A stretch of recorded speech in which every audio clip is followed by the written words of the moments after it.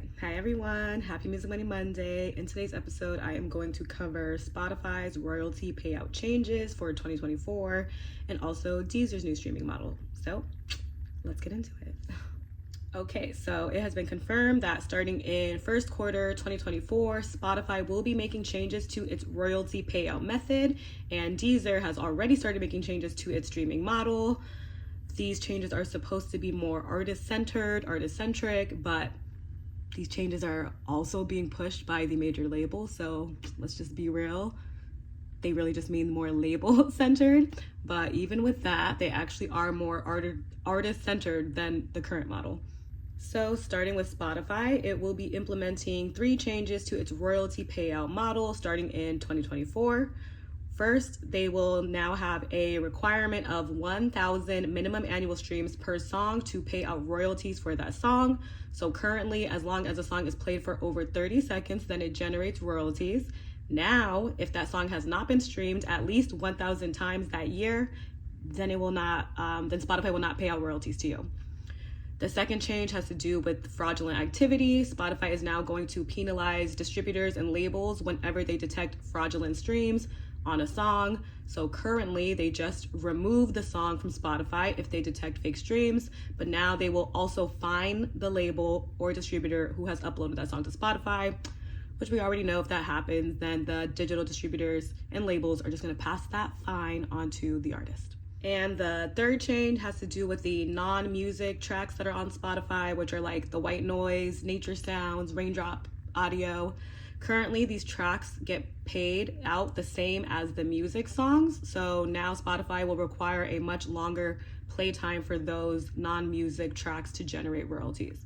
But I'm not really going to talk about the last 2 changes. I just want to focus on the first change, which is the new requirement of 1,000 streams minimum a year to generate royalties. First, I want to point out that as of now, this change will only affect the master sound recording royalties. It will not affect the mechanical royalties or performance royalties on the song. You will still be getting those regardless if your song meets the 1,000 stream requirement. So quickly, if you do not know, or if you need a quick little refresher, whenever a song is streamed, 3 different sources of revenue are generated. Royalties are generated for the master sound recording, which gets paid to the artist on the recording by their digital distribution company or your label. That's the royalties that are being affected right now. Performance royalties are also generated, which get paid to the songwriters and publishers of the song by your PRO. And mechanical royalties are also generated whenever your song is streamed, which gets paid to publishers who are supposed to pay them out to the songwriters. So if you have a publisher, then that's who you get your mechanical royalties from. If you do not have a publisher or you are self-published, then you should be getting these royalties from either the MLC or a publishing administrator if you have one. So this minimum requirement of 1,000 streams is currently only for your master sound recording royalties. The mechanical and performance royalty payout method is regulated by law, so Spotify cannot touch that as of now. And if you want to learn more about that, then you can watch my last video, which I'll link somewhere above or in my description box down below. Now, with this new 1,000 streams requirement, Spotify estimates that only 0.5% of songs will be affected. So 99.5% of songs will still be monetized, and there will also be more money in the pool to be split between these 99.5% of songs, because the royalties that are generated from the songs with less than 1,000 streams will now be redistributed to the rest of the songs that do meet that requirement.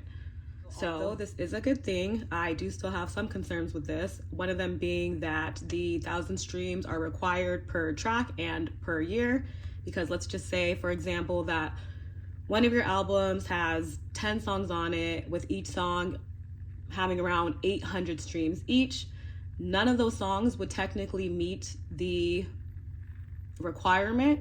So none of those songs would get paid their master sound recording royalties, even though that album would have 8,000 streams altogether. And then requiring this per year is problematic, because then you have to make sure each song in your catalog makes this benchmark every single year. So this can affect some artists' back catalog or old songs, and it may require you to do extra promo for old music moving forward.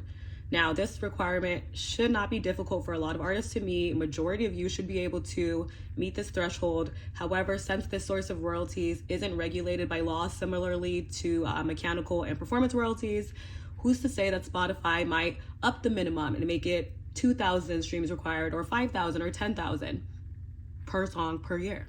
But currently it's only 1,000 streams required per year. So let me not get ahead of myself and freak you guys out more, because I honestly think that most of you, if not all of you, will benefit from this change in the upcoming years. However, this was definitely done to benefit the labels more than the artists and the creators, because yes, it is going to make more money for the artists, but the labels will be taking the biggest chunk of this increase.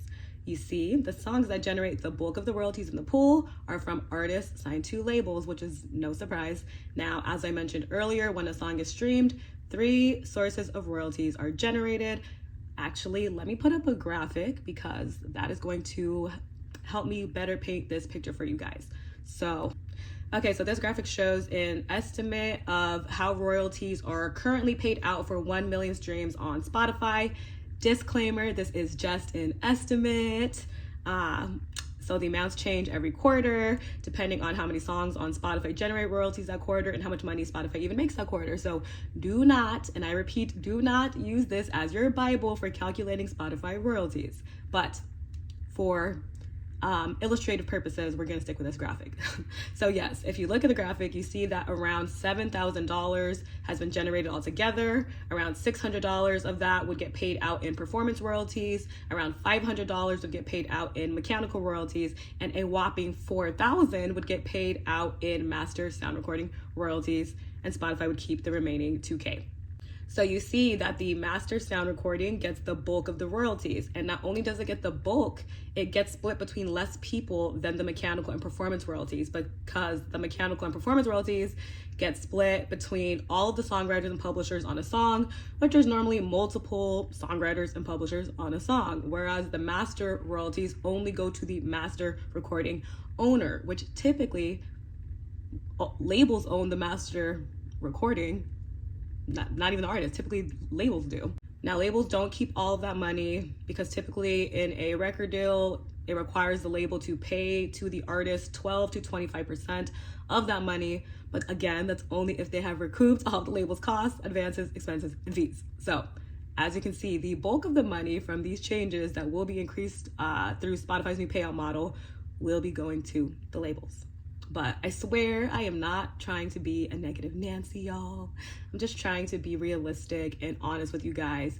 But although the bulk of the money will be going to the labels, independent artists should still see a slight increase in their master recording royalties from Spotify, as long as you guys are meeting the 1,000 minimum streams per track per year requirement. Now, although most artists should see a slight increase in their master recording royalties from Spotify, which again is a good thing, there's still another bone I have to pick, which my gripe is that Spotify could have chosen to make so many different changes to their model rather than demonetizing certain songs, which is the perfect segue actually into Deezer's new streaming model, which I believe is actually more rewarding to artists than Spotify's model. So Deezer's new model is: 1, artists who get over 1,000 listens a month from over 500 different unique listeners will get a double boost in their streams.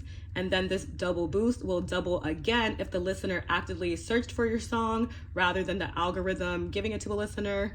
And the last change is that Deezer will replace all the non-music, white noise, raindrop type tracks with their own Deezer-made non-music tracks, and then they will completely demonetize all of this non-music that they have put out there, which is a great idea for that. So I really like the way that Deezer is going about it, because they're not requiring artists to get a certain amount of streams, certain royalties. They're just giving you a boost on your streams for having better engagement on their platform, which is a true reward type of model. Now, with Spotify and Deezer making these changes, we can expect that all of the other DSPs are likely to make changes as well.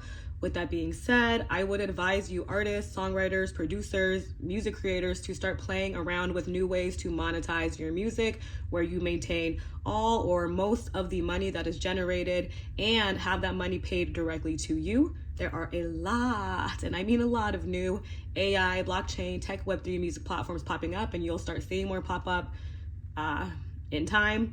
And I'm actually the lawyer for some of these new platforms, so I've been doing a lot of close-up research, and I will be testing them out with certain artists over the next couple months, and I will let you guys know which ones I think can really help you, and I'll let you know the ways in which you can utilize them. And I will be posting videos here about that and also on my Instagram, so you should follow my Instagram if you're not already following it, because some stuff I'm really only going to drop on Instagram. Not going to do both right now, but that's all for now. So until the next Music Money Monday, peace be with you. Bye, guys.